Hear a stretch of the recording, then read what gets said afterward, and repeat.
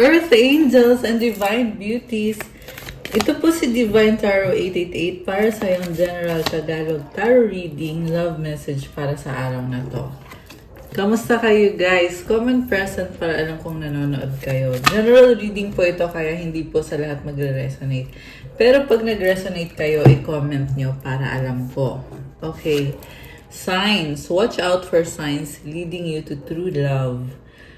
So, lumalakas yung intuition mo ngayon. Nakakakita ka ng mga signs or mga synchronicities. Okay.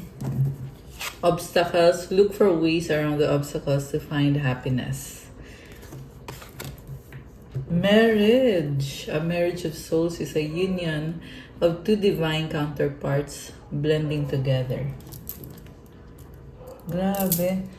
So, marami kayong pagsubok nitong taong to, pero nakikita mo na siya as someone na pakakasalan mo.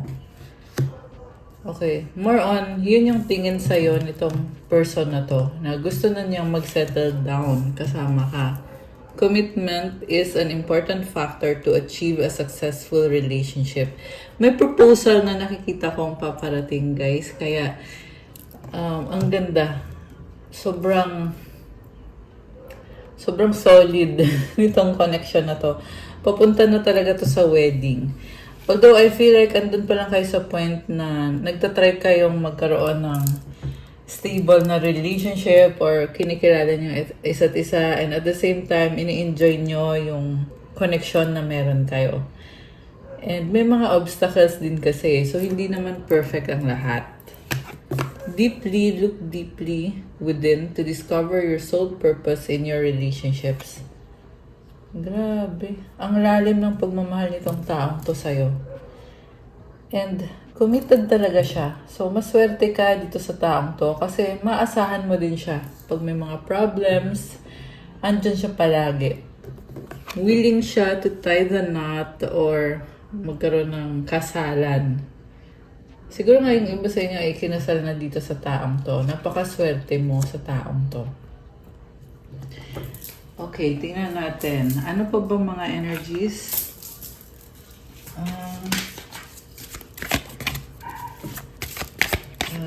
Okay. Oh, proposal! An offer or proposal in the near future that comes as a surprise. Grabe Very consistent. Magpo-propose itong person na to. Passion. Keep the flame of passion alive. It's the heartbeat of love. Oh my gosh. So, grabe yung mga pangarap niya. Gusto niya talaga mag-propose sa'yo kasi sobrang romantic ng nararamdaman niya at very passionate. Butterfly, you will meet a new love interest at a party or a night out. Okay, mukhang magpa-party kayo at dun siya magpo-propose. Okay. Abundance, open your heart to receive the abundant love the universe has to offer. Wow naman. One more. Sacrifice. Love may come with sacrifices. Evaluate what you're willing to give up. So, ayan na nga. May mga pagsubok din. Pero at the same time, mukhang ini-enjoy nyo yung connection. Sparks. Keep the sparks flying. Surprise each other with gestures of love.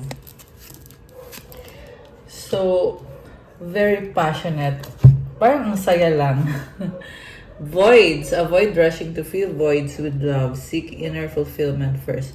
Alam mo, may nakita ko dito sa person na to na may mga struggle siya, especially sa mental health niya. Kung ano man ang pinagdaanan niya sa buhay, may ano siya alam mo yung may feeling siya na may kulang or parang problemado yung nafe-feel ko dito. At ikaw yung inspiration niya. Pag may problem siya, sa'yo siya pumupunta. Okay. Sa'yo siya sumasandal. Which is, yan din yung dahilan kung bakit lalo kang minahal nitong taong to. Individuality, be wary of possessive partners. Maintain your individuality. Okay, medyo possessive siya. Pero I also see someone na very independent. Kayang-kaya niyang sarili niya. Avoid settling for less than you deserve in love. Okay. So guys, Settling. Bakit settling for less? Together, find joy in the simple pleasures of just being together. Alam mo, may nangyari sa kanya na traumatic eh. Kaya sinasabing settling kasi parang tinitiis niya yung may something na kulang sa kanya. And I feel like kailangan niya ng support mo to remind this person to be more positive mag-isip. Okay? Kasi pagkasama ka niya, masaya siya. At nagiging mas positibo siya mag-isip. Na-impluensyahan mo siya in a good way. Attraction. You are attracting the right person at the right time into your life. Okay. So, magiging masaya naman kayo, lalo na pag na-overcome niya yung mga iniisip niya na negative. Okay, kailangan niyang i-let go yung mga bagay na hindi naman niya makontrol talaga. Kasi, this is also someone na may mga expectation siya na mangyayari sa buhay niya at pag hindi nangyayari yung mga expectation niya, sobra siyang nadadown. Okay? Kaya yun yung dahilan kung bakit siya may mga doubts, may mga fears or anxiety. So, okay. Tingnan natin. Ano bang pinagdadaanan nitong person na ito na nasagap natin today? Gamitin ko tong Heart Hidden Secrets. Heart's Hidden Secrets. Okay, ano mga energies connected dito sa person na to? Okay, ito. Oh my gosh, Hex, Witchcraft, Negative Mind, or Curse. Ayun na nga, Negative Mind. For some of you guys, may nag-hex kasi sa kanya, kaya siya ganyan. Withdrawn, single, lonely, solitary. So, kaya niya din kailangan ng tulong mo kasi para makawala siya dyan sa negative mind or sa hex na yan. Memories, reminiscing, dwelling, bittersweet. Actually, kailangan din niya ng prayer at kailangan niyang tulungan ng sarili niya. Thinking, missing you, craving, desiring. Ang nakita ko sa person na to, sobrang siyang obsessed sa'yo. Napaka-optimistic niya when it comes to your relationship at yung mga pangarap niya connected sa'yo is napaka-ambitious. Okay, ang taas ng ambition niya when it comes to your relationship or sa love life ninyo. So, sana nga maayos niya itong mga problems niya, lalo na yung sa pag-iisip niya or sa mental health niya. Kasi marami din siyang ambition sa buhay. Divine Feminine, Yin Feminine energy. Nakikita ka niya as someone na willing na talaga siya mag-settle down sa'yo. Ikaw yung Divine Feminine energy dito. Okay? So, na-attract siya sa'yo, yes. And at the same time, nasa-challenge din siya na ipakita yung best niya or maging best version ng sarili niya para sa'yo. Ayan. So, nasa part 2 na tayo ng ating love message. Gagamitin natin ngayon ng tarot deck kasi gusto kong tingnan yung intention nitong person na to.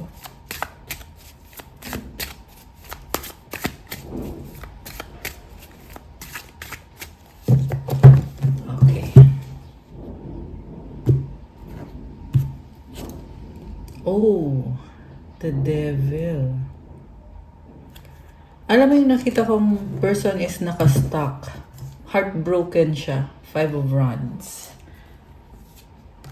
Alam mo, ito yung klase ng tao na nagsisisi naman siya kaso lang nakastuck siya sa hindi magandang sitwasyon.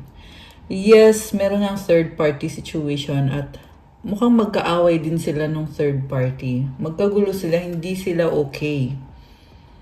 So don't be fooled thinking na masaya siya sa third party niya kasi kung sino man itong nasagap natin,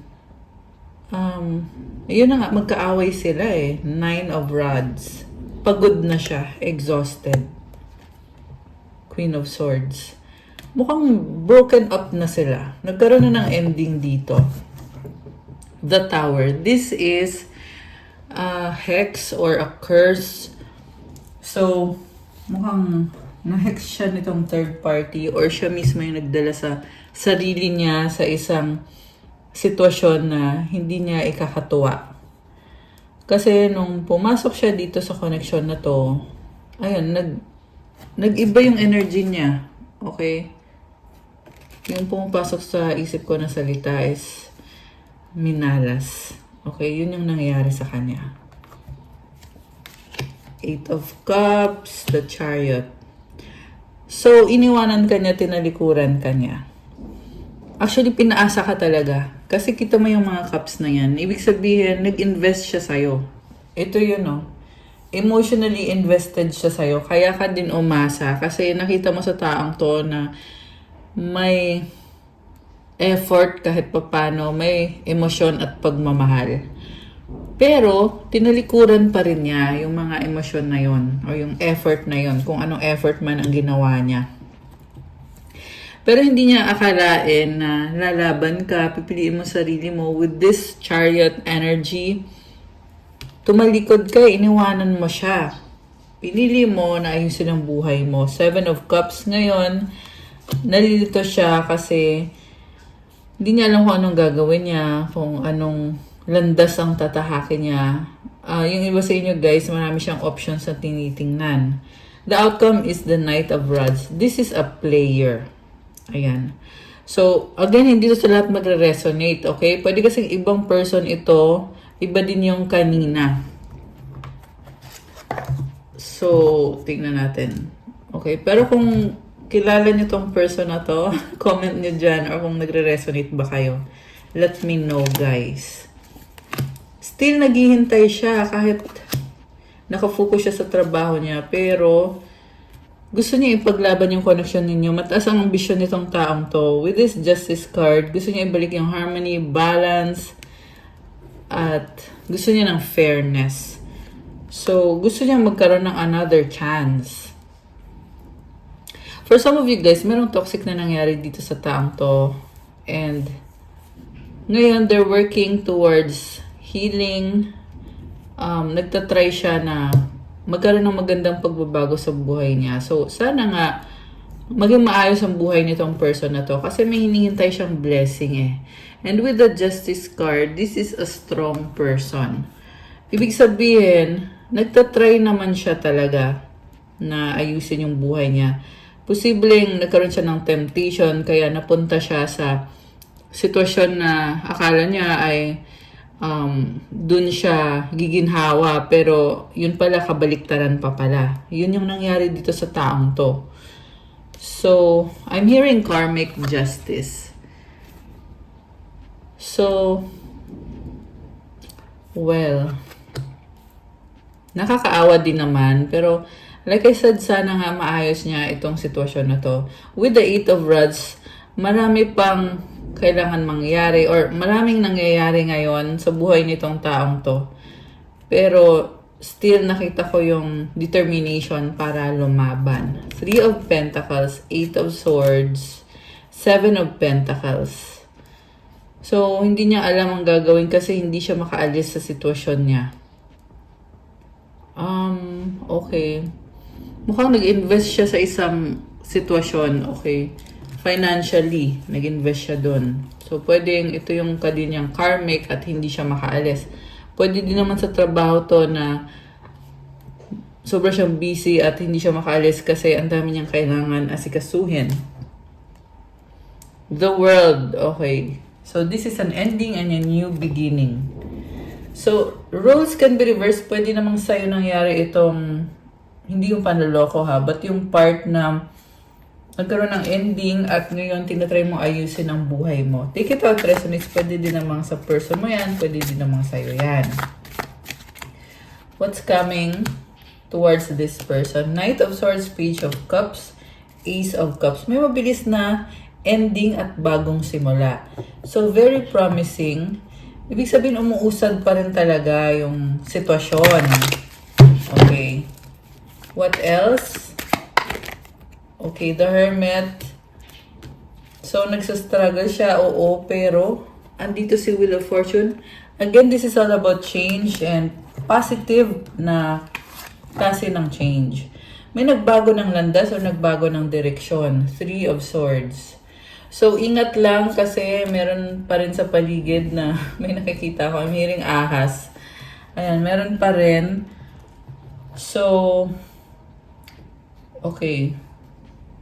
Kung sino man tong person na to, kailangan niya munang mag-focus at start from scratch. Ayan, Hermit. Kasi, hindi madali itong ending na nangyari sa kanya. Okay, this can be karmic justice or this can be an ending na totally binago yung buhay niya. Kasi kita mo bagsak siya. Oh. Or this person was stabbed in the back. Okay, yung taong pinagkatiwalaan niya, yun din yung nag-stab sa kanya. Also, I'm hearing backfired. So, kung meron dito nanonood, you are highly protected kasi may nag-backfire eh. Kung sino yung nag-iisip ng masama sa'yo, bumalik din sa kanya yung iniisip niya or sinasabi niya against you. Ayan. Grabe. Okay. Ace of Swords. Page of Swords. Okay, so may bagong simula na dito. You are moving forward. You're moving forward. Okay.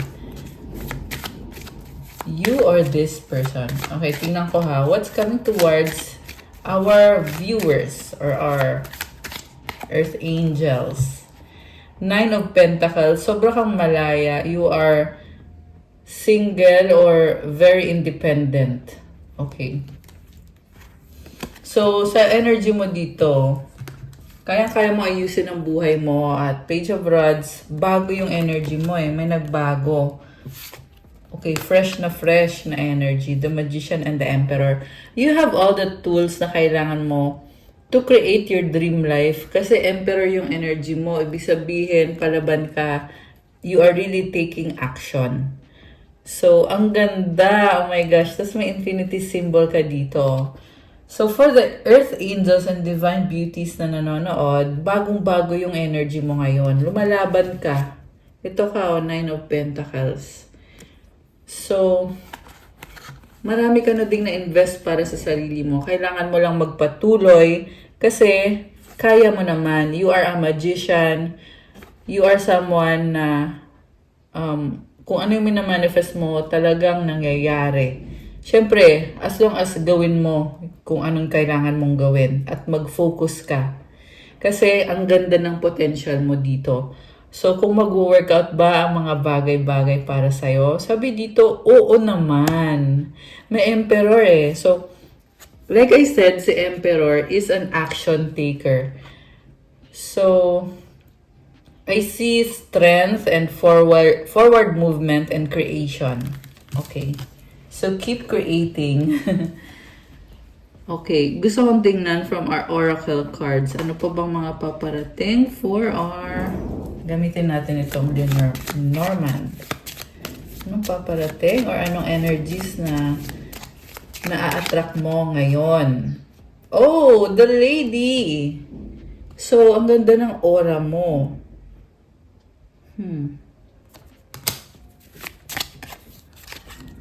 Ship. May travel. Okay? Or meron kang iiwanan. The Locket. Oh, this is a positive energy. Positive card, I mean. The Journal. May nag-aaral. Happiness, cherishing, enjoying, tenderness. Ano pa? Stars! So, this is also a wish granted. Kaya, i-claim nyo na to. The Garden. So, very refreshing yung pakiramdam. Para kang nasa garden. Mukhang ini-enjoy mo ngayon yung life mo. Okay? And you are having faith with this cross na card. It's like the universe telling you na i-surrender mo lahat kay God. Have faith. At magpatuloy ka lang kasi you will be provided kung anong kailangan mo at tutulungan ka, i-bless ka. The Mountain. Okay, challenges. Sabi dito, obstacles. Okay. So, yung mga obstacles mo na yan, i-surrender mo kay God. One more. Anong outcome? The bear. You are very strong and brave. O, diba? The child. Okay. The house and the stork. Okay. Merong bahay, merong happiness. The sickle. The sun. Alam mo, may ending at may bagong simula. So, yung mga negativity, inaalis. Dito ngayon yung liwanag. Okay. Anong mga mensahe galing sa mga angels mo? Wait, alisin ko muna to. Ayan. Mensahe galing sa angels mo.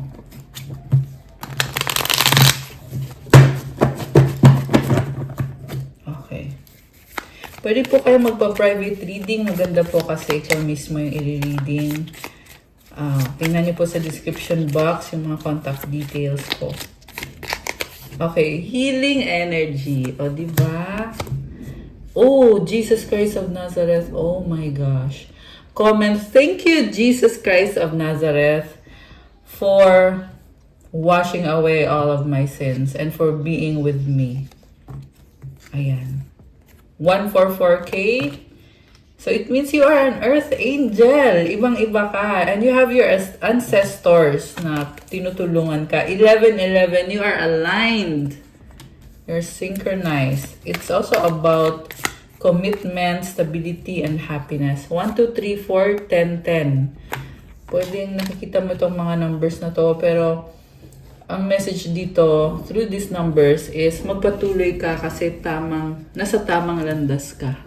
And I just saw 111 on the screen. Oh my gosh. Ayan. Intuition, healthy mind, and life purpose. Wow! So may life purpose ka. Malakas ngayon ang intuition mo. You have this healthy mind and 777. Comment, thank you, Lord, for giving me a healthy mind. And napakaswerte nitong 37. Proverbs 16:3, commit your works to the Lord and your plans will be established. Okay, so ipag-pray mo daw yung mga plano mo kay God para mangyari yung mga plano mo. Kasi pag sinasabi mo kay God yung mga plano mo, gumagawa siya ng paraan. Tinutulungan ka niya at binibless niya yan. Prayer life, ayan. Siyempre, pag kinausap mo si God, ayun, nagpe-pray ka, and yung mga prayer mo ay talagang binibigyan ka ng proteksyon at sabihin mo lahat ng kailangan mo sabihin kay God sa lahat ng aspeto ng buhay mo. At kung ikaw ay Catholic or kung ano man ang religion mo, so ipagpatuloy mo yung mga dasal mo. Okay. Matthew 7:7. 7:7 ulit.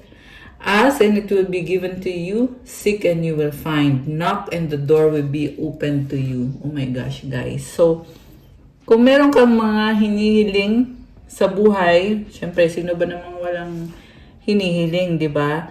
Ang gawin mo ay kausapin mo si God at hilingin mo kung anong mga pangarap mo. Kasi pag hiningi mo yan sa Kanya, syempre, ibibigay niya sa'yo. Siyempre, gawin mo din yung part mo kung anong kailangan mong gawin. Seek and you will find. Pag naghanap ka, matatagpuan mo. Knock and the door will be open. Kapag kumatok ka, pagbubuksan ka ng pintuan. So, iyan mismo yung kailangan mong gawin. Ito. John 6:53, Jesus said, very truly I tell you, unless you eat the flesh of the Son of Man and drink His blood, you have no life in you. Whoever eats my flesh and drinks my blood has eternal life. So, pinapabalik ka kay God, pinapabalik ka kay Jesus. And kasi pag connected ka kay Jesus, may buhay ka. Binibigyan ka niya ng buhay. Ibig sabihin, binibless ka niya. Kung ano yung mga gusto mong mangyari sa life mo, binibigay niya. Ayan. Grabe. Parang ang lalim nito mga message today. Trust God. Huwag ka na magduda. Magtiwala ka lang kay God. Ayan. So, magkakaiba kayo ng mga sitwasyon. Pero, Yung trust mo kay God ay talagang mahalaga talaga yan. Okay, crown chakra. Okay, ano pa? Spiritual awakening. So, maaaring nakakaranas ka ng mga challenges, pero kaya yan nangyayari kasi may spiritual awakening ka. Okay, Holy Spirit, comment. Thank you, Holy Spirit, for being with me. Ancestors ulit. Pangalawang beses na. 333. So, abundance naman itong meaning itong 333. So, you are a spiritual warrior. Grabe. Nung nakaraang reading, medyo similar din dito yung lumabas na card. You're going through a spiritual awakening and you are a spiritual warrior. Mayroon dito guys na may naiinggit sa'yo. Kaya kailangan talaga, dapat lang na mag-pray ka kay God, magbasa ka ng Bible. Kasi yun yung protection mo. Put on the full armor of God. Yan yung advice ko sa'yo. 11-11 ulit. Kanina lumabas na to. Ayan. You are aligned. So, magpatuloy ka. May congratulations. So, ayan. Oh my gosh. So, kung ano man to, congratulations sa'yo. Baka may achievement ka. Baka nangyari na to. Or baka mangyayari pa lang. So, congratulations. 23-23. Ayan. Ano naman ang mensahe galing kay Universe? Okay. Isa pa. Kuha tayo ng mga tatlong mensahe. Okay, 1, 2, and another 1. Okay. Kukuha ka din, nabulol. Kukuha ako ng sagot sa wish. Diba? So, mag-wish ka ngayon. Isipin mo yung wish mo. Tawa ako dun Nabulol Eto na. Tapos ka na mag-wish. Okay. Comment ready. Para bubuksan na natin itong sagot sa wish mo. Alam mo, you are aligned. Your ancestors are helping you. Yan yung mga nakikita kong mensahe. Kakaroon ka ng healing ngayon. Kaya magpatuloy ka lang. So again, ready na ba kayo? Nabuksan natin ang sagot sa wish nyo. Comment ready now. Okay? So, hindi ko na din papatagalin. By the way, andyan yung mga angels mo. Grabe. Ang ganda ng visions na nakikita ko. Okay, ito na. Ang sagot sa wish mo ay there's something better. At kung kailan mangyayari ang wish mo, you are ready. At ang advice sa'yo, no need to worry. Okay, kung may something na hiniling mo pero hindi binigay sa'yo, yan ay dahil may mas better pa na ibibigay ang Panginoon sa'yo. At handa ka na para ma-achieve itong something better na to. At huwag nang mag-alala. No need to worry. Hindi na kailangan mag-alala. Si God na ang bahala. So again, hindi to sa lahat magre-resonate, pero kung para sa itong mensahe na to, mag-comment kayo dyan para alam ko. Grabe. Comment kayo kung na-bless kayo dito sa mga messages na ito. So from the universe, I recognize that I have chosen fear and I choose again, I choose love. Okay, kung nagkaroon ka ng fear, alisin mo yan. Okay, ishushu mo yung fear na yan. Choose love. Pwede namang baguhin yung sarili. Pwede kang maging mas optimistic at mas positive na simula ngayon. Diba? I create mindful moments throughout the day, reminding myself that I am loved and miracles are natural. So be mindful, buong araw, kailangan kalmado ka, enjoy mo kung anong nasa harap mo, be present in the moment. At tandaan mo, maraming miracle ang nangyayari sa buhay. Natural lang yan. And the last one, in every moment, the universe is conspiring to bring me toward right-minded thinking and the energy of love. So, talaga yung mga angels mo ay nagbibigay sa'yo ng mga insight, ng guidance para magkaroon ka ng healthy mind. Sabi nga dito kanina, di ba, you have a healthy mind. Dahil yan sa mga angels mo at dahil sa Holy Spirit, hinihil ka at binibless ka. And, yeah, kumanik ka sa energy of love palagi.